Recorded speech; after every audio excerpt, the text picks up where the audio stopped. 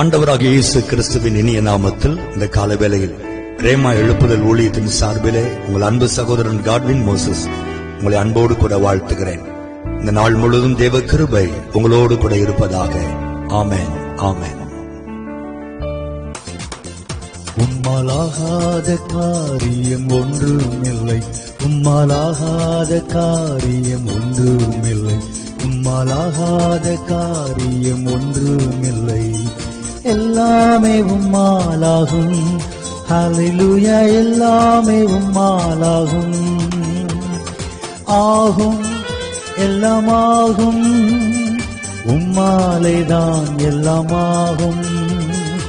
ஆகும், எல்லாமாகும், உம்மாலேதான் எல்லாமாகும். எனக்கு குறித்ததை நிறைவேற்றி முடிப்பவர் நீரே, ஐயா நீரே. எனக்காக யாவையும் செய்து முடிப்பவர் நீரே, ஐயா நீரே. எனக்கு குறித்ததை நிறைவேற்றி முடிப்பவர் நீரே, ஐயா நீரே. எனக்காக யாவையும் செய்து முடிப்பவர் நீரே, ஐயா நீரே. அப்பா உமக்கு ஸ்தோத்திரம், அன்பே உமக்கு ஸ்தோத்திரம். அப்பா உமக்கு ஸ்தோத்திரம், அன்பே உமக்கு ஸ்தோத்திரம்.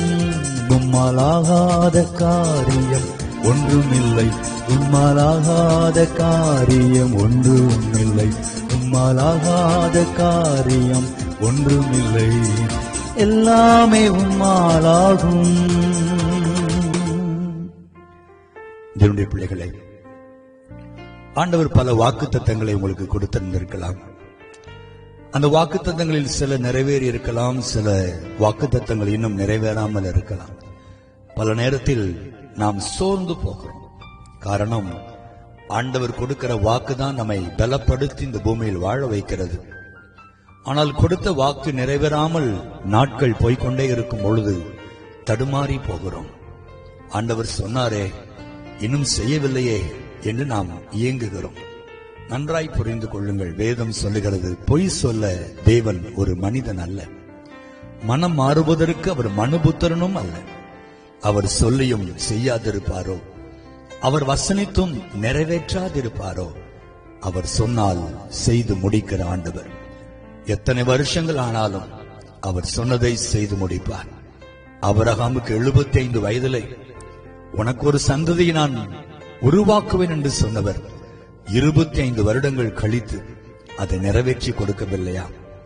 யோசேப்புக்கு சொப்பனங்கள் தரிசனங்கள் மூலம் ஆண்டவர் ஒரு வாக்கை கொடுத்தார். நீ உயர்ந்திருப்பாய், உன் சகோதரர்கள் உனக்கு முன்பாய் வந்து விழுந்து உன்னை வணங்குவார்கள். அந்த தரிசனம் கிடைத்து 13 வருஷங்கள் கழித்து கர்த்தரை நிறைவேற்றவில்லையா? என்னுடைய பிள்ளைகளே, ஆண்டவர் உங்களுக்கு வாக்கை கொடுக்கும் பொழுதே அதை எப்பொழுது நிறைவேற்ற வேண்டும் என்ற ஒரு நேரத்தை குறித்து வைத்திருக்கிறார்.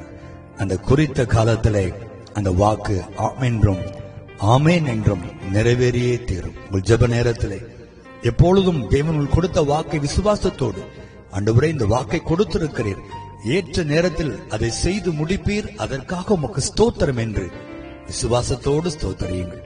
அந்த வாக்கு நினையாத நேரத்தில் உங்கள் வாழ்க்கையில் நிறைவேறி உங்களை மகிழ்ச்சியாக்குவதை நீங்கள் காண்பீர்கள். ஜெபிப்போமா? வாக்கு தத்தம் செய்த நல்ல ஆண்டவரே, இன்றைக்கு உடைய வாக்கை நம்பி வாழ்கிற ஒரு கிருபை எங்களுக்கு கொடுத்திருக்கிறீர் சுவாமி. மனிதர்கள் வாக்கு கொடுக்கிறார்கள், மாறிவிடுகிறார்கள். அரசியல்வாதிகள் வாக்கு கொடுக்கிறார்கள், காணாமல் போகிறார்கள். நீரோ மனிதன் அல்ல, அல்லது ஓடி ஒளிந்து கொள்வதற்கு ஒரு சாதாரண அற்பமான மனுஷனும் அல்ல. நீர் சொன்னதை நிறைவேற்றுகிற தேவாதி தேவனாய் இருப்பதற்காக ஸ்தோத்திரம். ஆண்டவரே, எங்களுக்கென்று நீர் கொடுத்த வாக்கை ஏற்ற நேரத்தில் கண்டிப்பாக நீர் நிறைவேற்றுகிற அதற்காய் ஸ்தோத்திரம். இப்பொழுதும் அன்பு பிள்ளைகளுக்காக நான் ஜெபிக்கிறேன். யாரெல்லாம் வாக்கு நிறைவேறவில்லை என்று ஏக்கத்தோடு இருக்கிறார்களோ, அவருடைய வாக்கு தத்தங்களை இன்றைக்கு கர்த்தர் நினைவு கூர்ந்து நிறைவேற்றி உடைய பிள்ளைகளை மகிழ்ச்சியாக்கும்படி ஜெபிக்கிறேன். எந்தெந்த வாக்கை கொடுத்தீரோ அதையெல்லாம் நிறைவேற்றி வாக்குத்தத்தம் பண்ணினவர் உண்மையுள்ளவர் என்று நம்முடைய பிள்ளைகள் சாட்சி சொல்லும்படியாய் அற்புதங்களையும் அதிசயங்களையும் காண பண்ணும்படி நான் ஜெபிக்கிறேன். நீர் எவ்வளவு உண்மையுள்ள ஆண்டவர் என்பதை ஒரு விசை நிரூபிக்கும்படி நான் ஜெபிக்கிறேன் ஆண்டவரே. கர்த்தருடைய நாமம் மகிமைப்படுவதாக. எங்கள் நாவிலே பொழுதும் ஆண்டவருமை துதிக்கிற துதியும் வாக்கை நிறைவேற்றுவீர் என்கிற விசுவாச அறிக்கையும் இருக்கும்படி உதவி செய்யும். நம்முடைய நாமத்தினை மகிமைப்படுத்தும் இயேசுவின் நாமத்தில் ஜெபிக்கிறோம் நல்ல பிதாவே. ஆமென், ஆமென், ஆமென்.